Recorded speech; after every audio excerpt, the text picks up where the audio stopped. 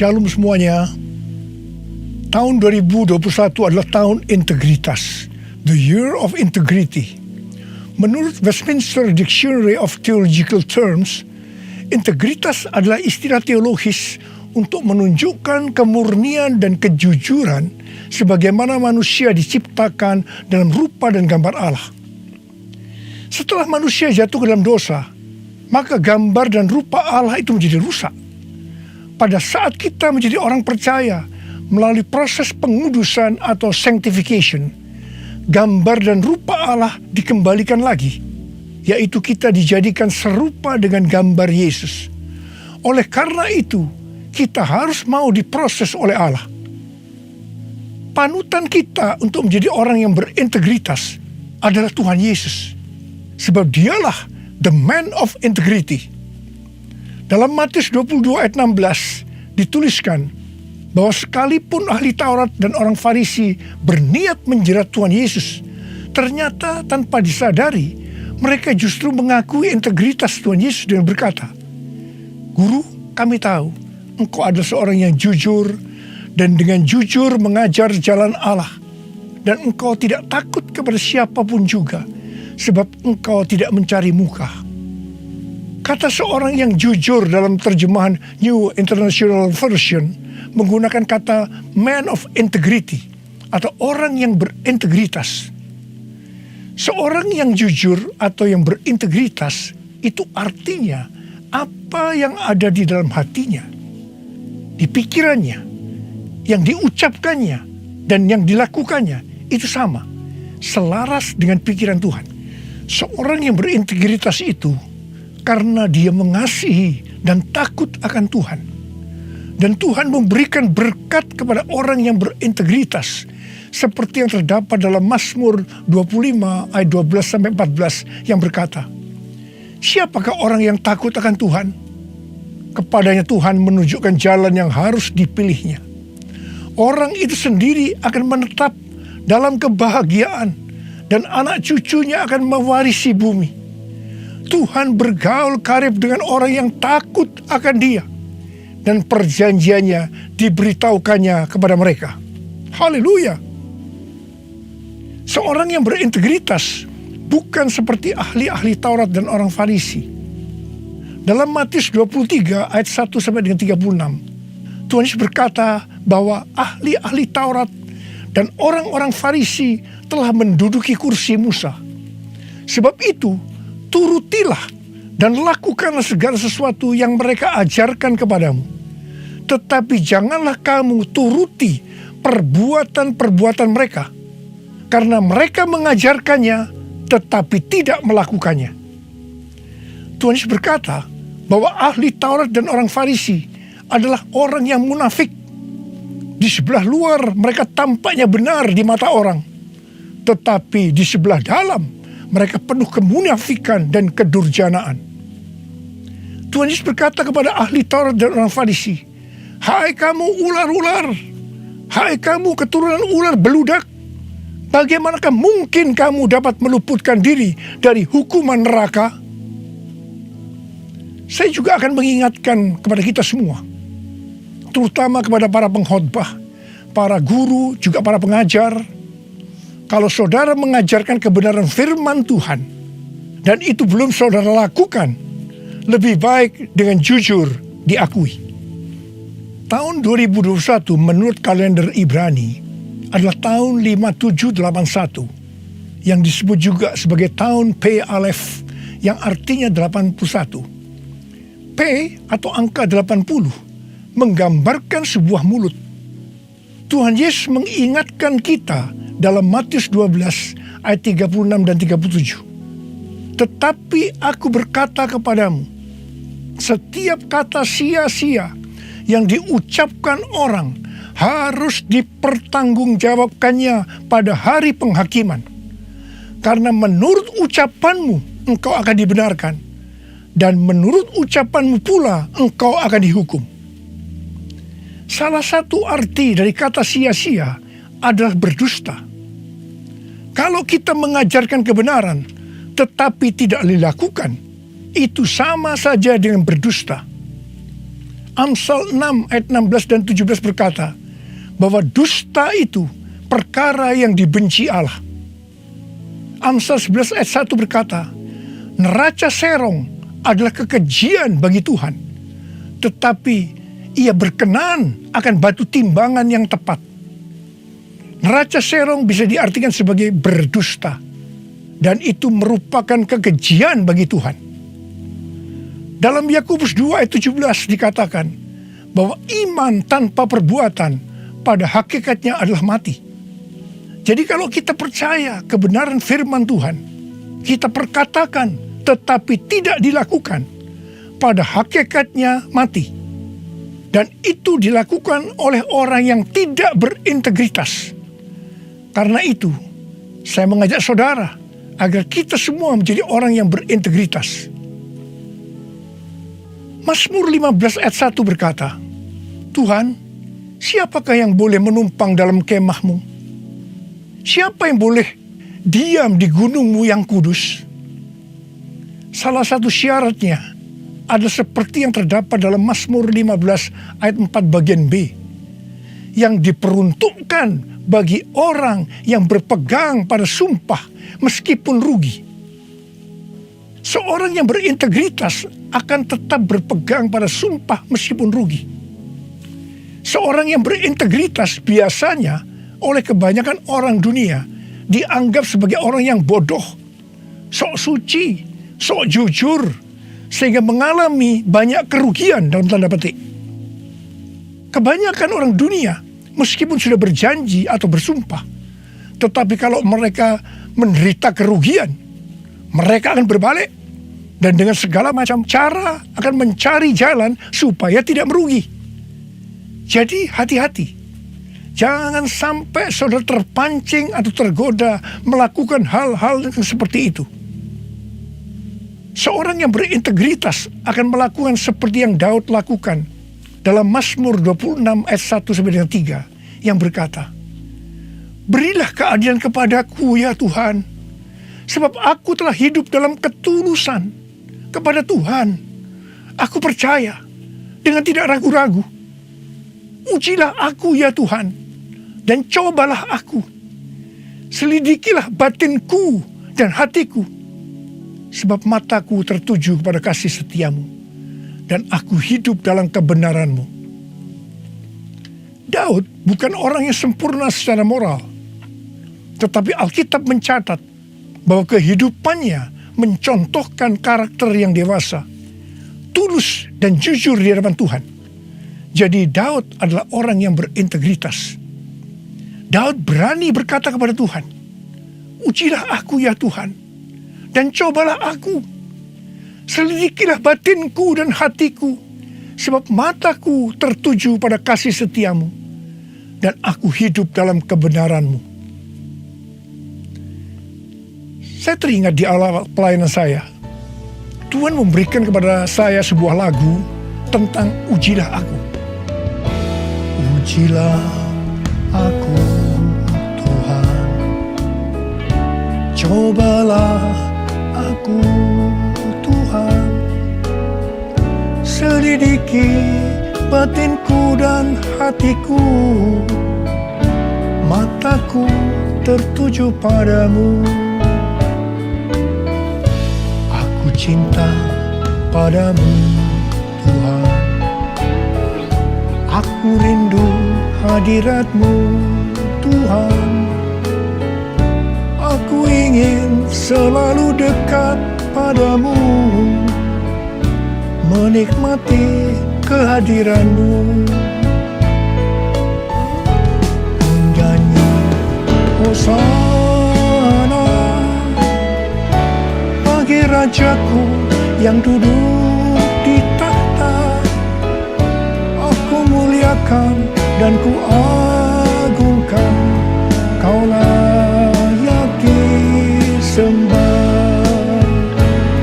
Kau layak disembah,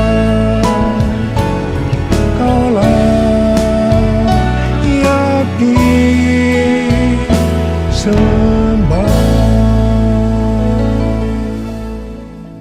waktu saya mulai menyanyikan lagu ini dan CD-nya mulai beredar, saya menuai banyak kritik dari hamba-hamba Tuhan yang menjadi senior saya. Mereka berkata, kok berani-beraninya Niko menyanyi lagu seperti ini? Saya berkata, bukankah ini ada di Alkitab yang dinyanyikan oleh Daud? Tetapi mereka tetap tidak bisa menerimanya. Terus terang saya kaget. Saya tidak pernah berpikir bahwa beliau-beliau itu mempunyai pikiran yang seperti itu. Saya menyanyikan lagu ini dengan satu pengertian, bahwa saya siap diuji oleh Tuhan. Dan itu saya lakukan sejak awal pelayanan saya.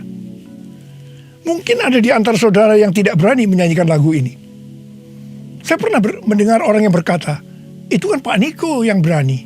Kalau saya sih belum berani. Saya hanya akan mengingatkan kepada saudara bahwa Tuhan Yesus menghendaki agar kita hidup sebagai seorang yang berintegritas. Seorang yang hidupnya jujur dan tulus di hadapan Tuhan. Mari, saya mau ajak saudara untuk menyanyikan lagu ini bersama saya.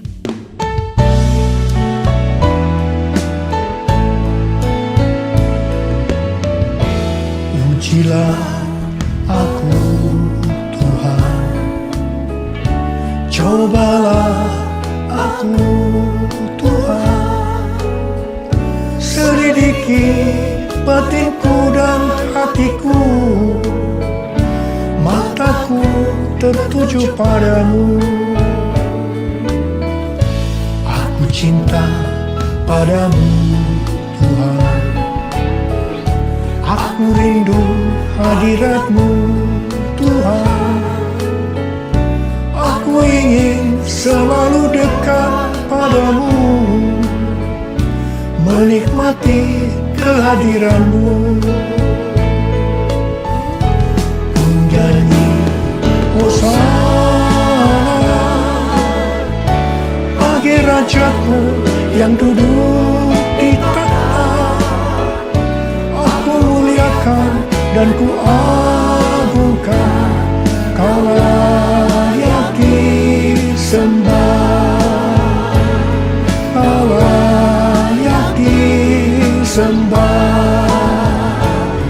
Kau layak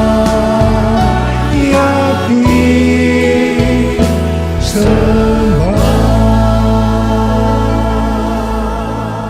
Seorang yang berintegritas adalah orang yang meyakini, memperkatakan dan melakukan iman Kristiani yang dia percayai. Sejak tahun 2018, melalui nubuatan Cindy Jacob, Tuhan menunjuk gereja kita sebagai messenger dari Pentakosta ketiga. Saya percaya kita ditunjuk oleh Tuhan menjadi messenger atau utusan Tuhan untuk Pentakosta ketiga karena kita adalah insan Pentakosta. Sebagai orang yang berintegritas, maka kita akan memperkatakan dan melakukan apa yang kita percayai, yaitu apa yang ada di dalam hati dan pikiran kita. Jadi kita akan berkata-kata dan melakukan sesuatu sebagai insan Pentakosta. Karena itu kita harus mengenal identitas sebagai insan Pentakosta.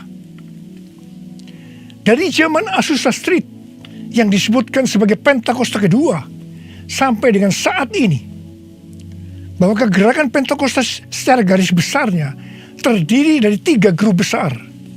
Yang pertama Pentakosta klasik, yang kedua harismatik, dan yang ketiga neo-harismatik. Jumlah total dari 3 grup ini menurut survei di tahun 2019 ada 698 juta orang, yang berarti sekitar 27% dari total kekristenan.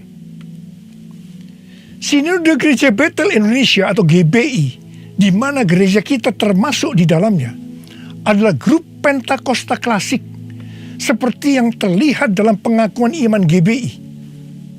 Ciri khas dari Pentakosta klasik adalah doktrin baptisan Roh Kudus dengan 5 pilar teologi Pentakosta, yaitu yang pertama keselamatan, yang kedua kekudusan, yang ketiga baptisan Roh Kudus, yang keempat kesembuhan ilahi, dan yang kelima kedatangan Tuhan Yesus untuk kali yang kedua dengan segera.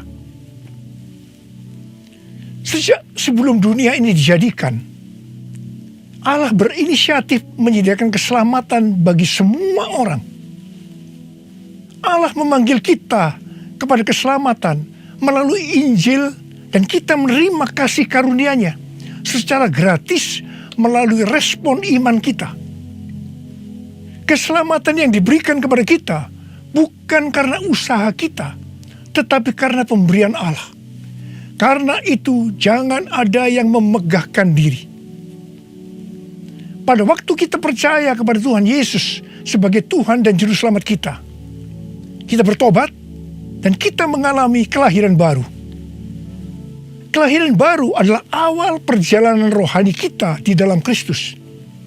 Ini yang disebutkan sebagai proses pembenaran atau justification. Selanjutnya kita masuk dalam proses kedua, yaitu pengudusan atau sanctification.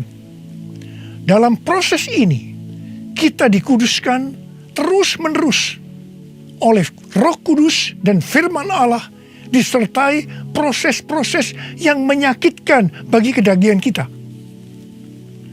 Dan goal daripada proses pengudusan ini untuk menjadikan kita menjadi serupa dengan gambar Yesus. Tuhan Yesus begitu baik kepada kita sebagai anak-anaknya, supaya kita lulus dalam proses pengudusan atau sanctification ini. Maka Tuhan Yesus membaptis kita dengan Roh Kudus, dengan tanda awal berbahasa roh.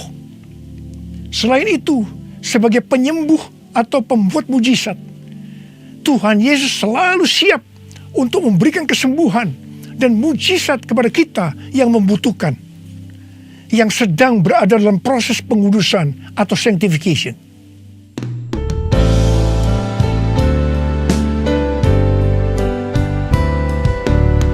Kaulah Tuhan penyembuhku, Kaulah Tuhan penyembuh.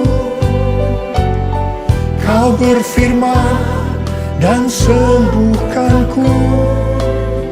Kaulah Tuhan penyembuh.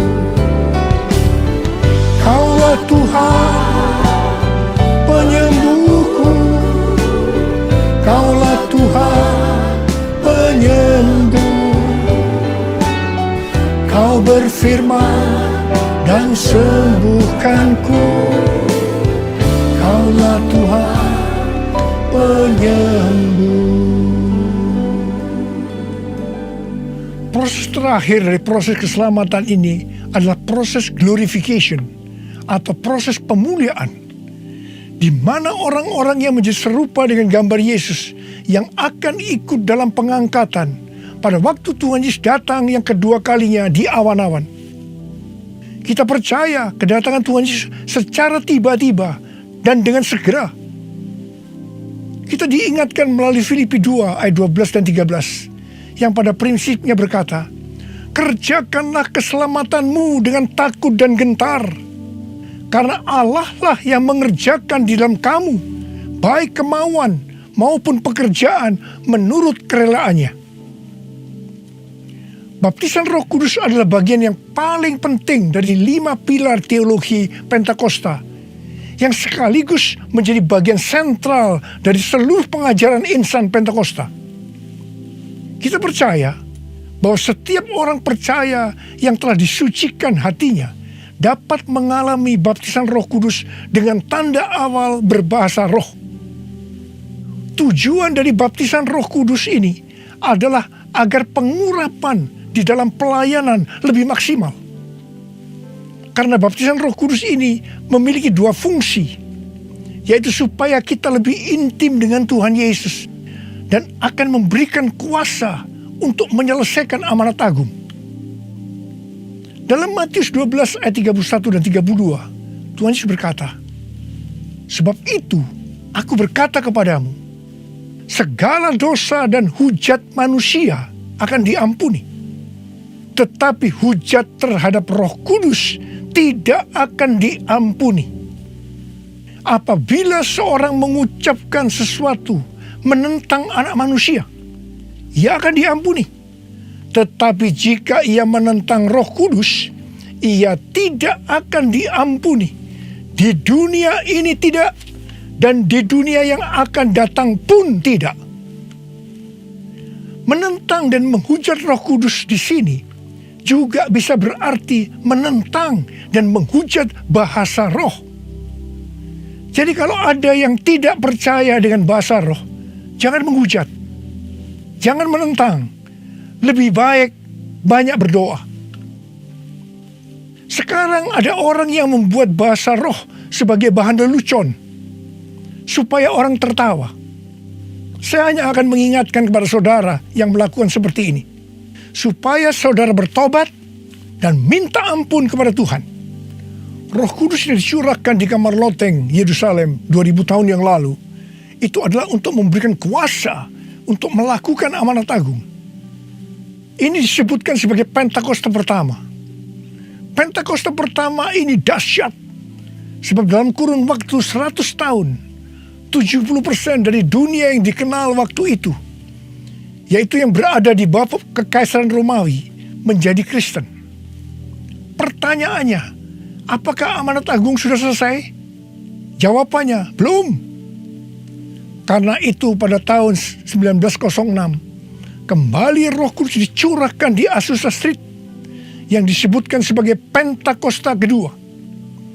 Pentakosta kedua ini dahsyat, sebab menurut Gordon Conwell Theological Seminary, bahwa 77,9% dari kekristenan yang ada pada saat ini dimulai dari awal abad 20, yang berarti ini dimulai dari peristiwa pencurahan Roh Kudus di Azusa Street atau Pentakosta kedua. Pertanyaannya, apakah amanat agung sudah selesai? Jawabannya, belum. Karena itu, hari-hari ini, Roh Kudus yang jauh lebih dahsyat dibanding dengan Azusa Street sudah dicurahkan. Dan ini yang disebut dengan Pentakosta ketiga. Dan saya percaya, dengan Pentakosta ketiga ini, amanat agung akan selesai dan Tuhan Yesus akan datang kembali.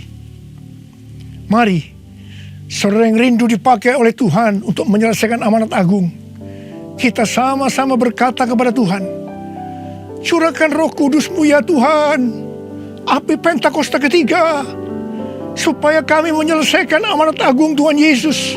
Maranatha, datanglah segera ya Tuhan. Mari, saudara yang rindu dipakai oleh Tuhan untuk menyelesaikan amanat agung, kita sama-sama berkata kepada Tuhan, curahkan Roh Kudus-Mu ya Tuhan, api Pentakosta ketiga, supaya kami menyelesaikan amanat agung Tuhan Yesus.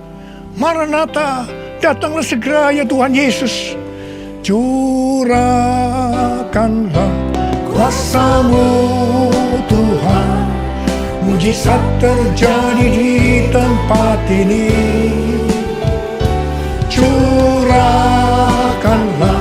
kuasa-Mu Tuhan, mujizat terjadi sekarang ini. Biarlah ini menjadi doa kita, saudara. Kita nyanyikan sama-sama. Curahkanlah kuasa-Mu Tuhan, mujizat terjadi di tempat ini. Curahkanlah kuasa-Mu Tuhan, mujizat terjadi sekarang ini. Murialah makana mayara mayara bara bara bara bara bara bara bara bara bara. Urala bakana mayara bara bara bara bara bara bara bara bara. Curahkan ya Tuhan, curahkan Roh-Mu ya Tuhan, penuhi anak-anak-Mu dengan Roh-Mu, penuhi mereka ya Tuhan, berikan kami kuasa untuk menyelesaikan amanat agung Tuhan Yesus. Terima, terima, terima, terima, terima, terima. Oh, riala bara bara bara bara bara bara. Oh, riala bara bara bara bara bara. Oh, de. Tuhan, Engkau lihat anak-anak-Mu yang sudah mengangkat tangan. Kamu percaya Engkau memelihara mereka, Engkau menjaga mereka dalam masa pandemi COVID-19 ini Tuhan. Bapa, hamba berdoa buat mereka, tidak ada seorang pun yang sakit. Hamba berdoa tidak ada yang berkekurangan, semua dicukupkan, malah berkelimpahan dalam hal yang baik. Oh Rama, terimalah berkat Tuhan, terimalah perlindungan Tuhan, terima perlindungan Tuhan, terima berkat Tuhan. Curahkanlah kuasa-Mu Tuhan, mujizat terjadi di tempat ini. Amin. Curahkanlah kuasa-Mu Tuhan, mujizat terjadi sekarang ini. Mujizat terjadi sekarang ini. Mujizat terjadi sekarang ini. Mujizat terjadi sekarang ini.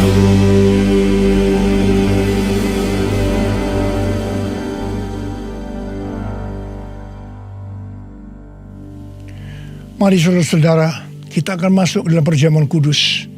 Kita akan mengingat ayat ini. Sebab setiap kali kamu makan roti ini dan minum cawan ini, kamu memberitakan kematian Tuhan sampai Ia datang. Perjamuan kudus ini adalah perjamuan Tuhan Yesus sendiri. Setiap kali kita masuk dalam perjamuan kudus, Tuhan Yesus selalu berkata, biarlah ini menjadi peringatan akan daku. Karena itu mari, arahkan hati kita kepada kebaikan Tuhan. Kita akan mengingat kebaikan Tuhan. Mari kita tundukkan kepala. Bapa, siapakah kami ini sebelum kami mengenal Engkau? Kami semua orang berdosa. Upah dosa adalah maut, mati. Tapi Engkau tidak berdosa, telah dijadikan dosa oleh karena kami. Engkau harus turun dari surga mulia, menjelma menjadi manusia, untuk mati menggantikan kita semua. Dengan penderitaan yang luar biasa. Betapa baiknya Engkau Tuhan, betapa baiknya Engkau Tuhan. Engkau jadikan kami sebagai anak-anak-Mu. Engkau tuntun, Engkau berkati, Engkau sembuhkan kami. Engkau tegur juga kalau kami salah. Itu Engkau ya Abah, itu Engkau ya Abah. Saudara, Tuhan akan memberkati saudara melalui perjamuan kudus ini. Tapi Tuhan berkata kepada kita, agar kita makan dan minum dengan cara yang benar. Oleh karena itu masing-masing berdoa. Introspeksi, lihat keadaan diri masing-masing. Jangan menyimpan dosa. Kalau ada dosa yang Tuhan ingatkan saat ini, langsung minta ampun. Katakan, ampuni saya Tuhan, ampuni saya. Akui di hadapan Tuhan. Jangan sembunyikan dosa itu. Supaya engkau diberkati Tuhan. Kau melihat anak-anakmu sedang berdoa minta ampun Tuhan. Ampuni anak-anakmu, ampuni kami semua ya Tuhan, ampuni. Sekarang ya Tuhan, kami akan masuk dalam perjamuan kudus ini dengan hati yang penuh ucapan syukur. Dalam nama Yesus kami berdoa. Amin. Sekarang saudara, mari kita angkat roti di tangan kanan saudara tinggi-tinggi. Sebab apa yang telah kuteruskan kepadamu telah aku terima dari Tuhan. Yaitu bahwa Tuhan Yesus pada malam waktu Ia diserahkan mengambil roti. Dan sesudah itu Ia mengucap syukur atasnya. Ia memecah-mecahkannya dan berkata, inilah tubuhku yang diserahkan bagi kamu. Perbuatlah ini menjadi peringatan akan aku. Sudah dikasih Tuhan. Bukankah roti yang kita pecah-pecahkan ini adalah persekutuan kita dengan tubuh Kristus? Mari kita makan dalam nama Yesus.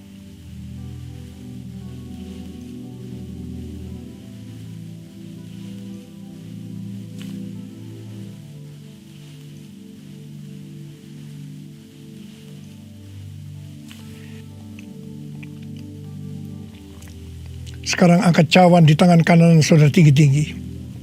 Demikian juga ia mengambil cawan sesudah makan lalu berkata, cawan ini adalah perjanjian baru yang dimeteraikan oleh darahku. Perbuatlah ini setiap kali kamu meminumnya menjadi peringatan akan aku. Sudah dikasih Tuhan, bukankah cawan pengucapan syukur yang atasnya kita ucapkan syukur adalah persekutuan kita dengan darah Yesus? Mari kita minum dalam nama Yesus.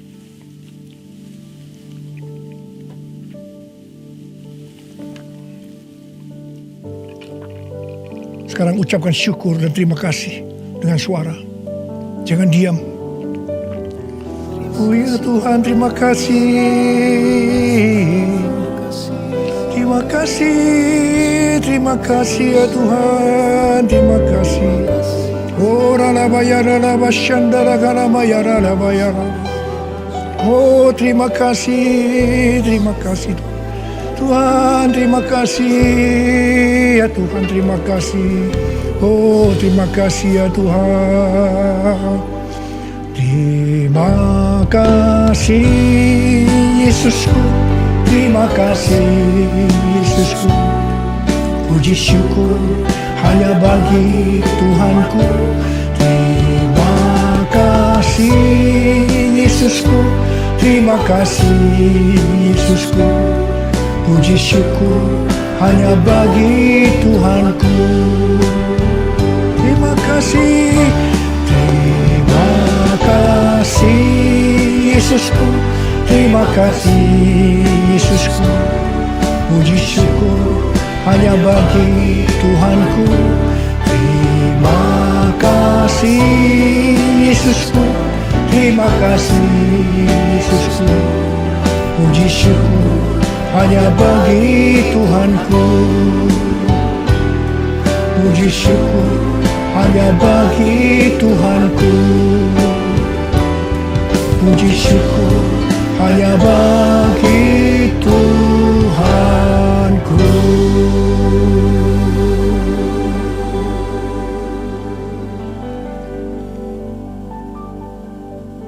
Sekarang terimalah berkat Tuhan. Kasih karunia yang berlimpah-limpah daripada Allah Bapa dalam Anak yang tunggal Yesus Kristus. Persekutuan yang manis dengan Roh Kudus menyertai saudara sekalian mulai hari ini sampai Tuhan Yesus datang menjemput kita di awan-awan dan bahkan sampai selama-lamanya. Yang percaya bersama-sama katakan amin.